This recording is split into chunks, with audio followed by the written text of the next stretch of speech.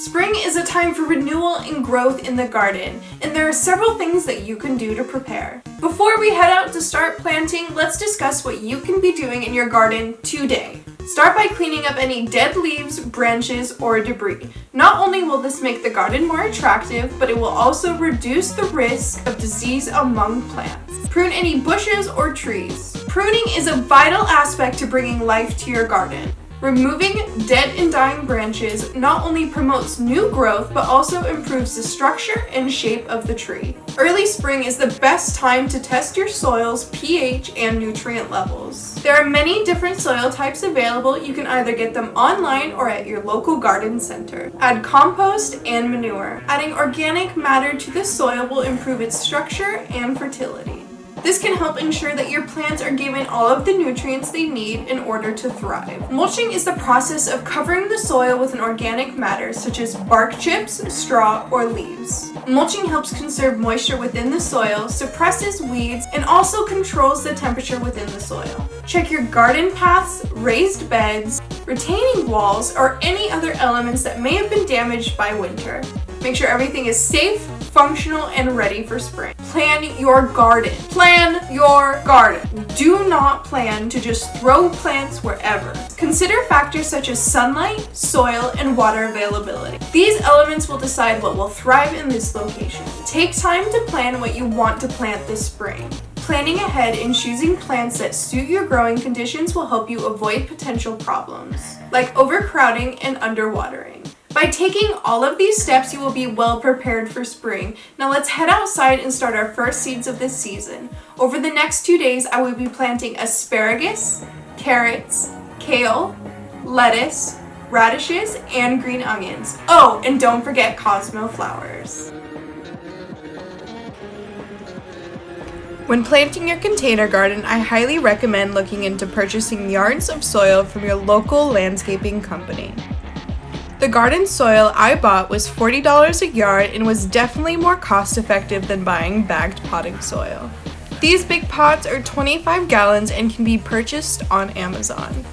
Now let's get started with the bulk of the work, the asparagus. When purchasing these crowns, I wanted to order only 5. Apparently, I ordered 15. That's alright with us though, because we can easily eat asparagus every day. If you want to learn more about planting asparagus, I have a video on how you can be providing perennial food for your family, titled How to Plant Asparagus in Containers. Did you know that you can skip the first 2 years of waiting to harvest asparagus? Lots of people don't realize that when planting asparagus from seed, you have to let the plant develop for at least 2 years before harvesting to allow the plant and root structure to establish, so it can continue to produce food every year.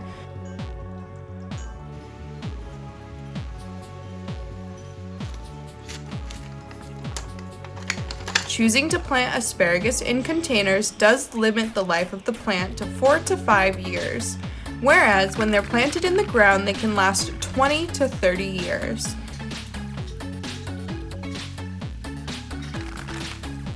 Once the little asparagus babies start poking up out of the soil, I'll come back and cover them with more soil and top with chopped straw.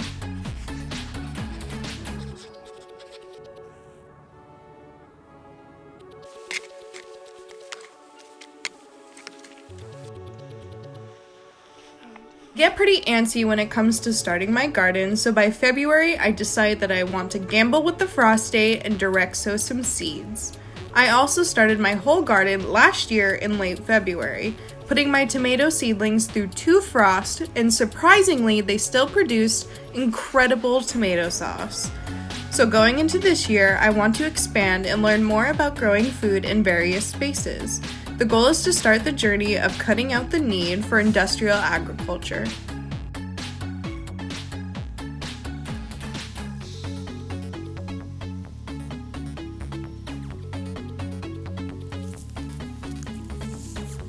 My biggest goal is to become completely self-sufficient food-wise by 2028. This would include learning new skills such as batch cooking, canning, blanching, bread making, and many other food preservation options. So, if you're interested in joining me on my journey to self-sufficient life, consider subscribing and hitting that notification bell. That way you stay updated on every step of the way. I challenge you to break free from the mainstream life and consider what you're actually putting into your body. Everything we consume is full of chemicals that we can't even pronounce. These chemicals and dyes are causing inflammation, GI issues, and many other illnesses. Take your health into your own hands and produce clean food in your own backyard.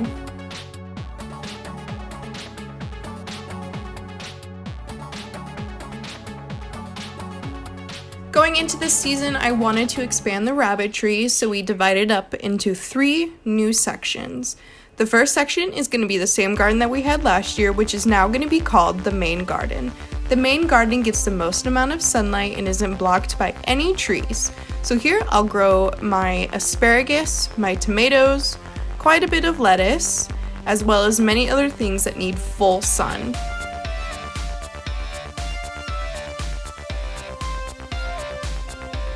The bunny garden has 2 shade trees that will most likely affect its sunlight, so I want to say it's going to get between 6 and 8 hours of sun, but I'm not sure if it's going to be full sun the whole time.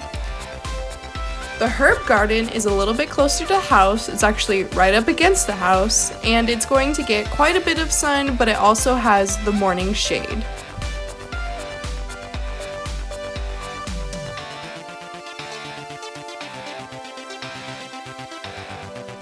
The bunny garden is going to be mostly snacks for the animals, so we are going to be growing specific types of lettuce for the chickens, and then we're going to have kale and carrot tops and dandelions for the rabbits, as well as any other things that I might come across that they might like for snacks.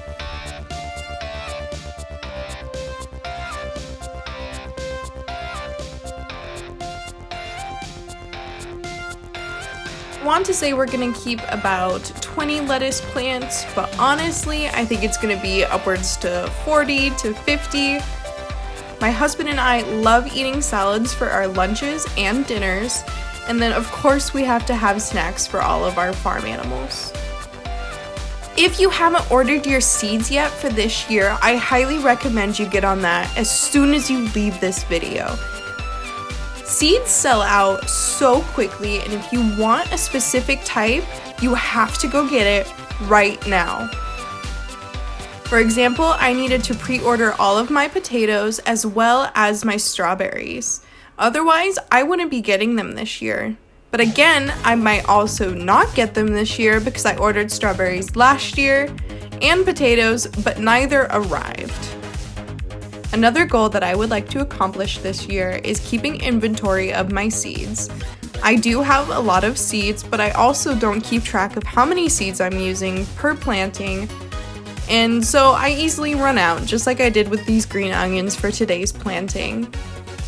So I'm gonna have to order more tonight, and then I will plant out the rest as soon as I get the seeds.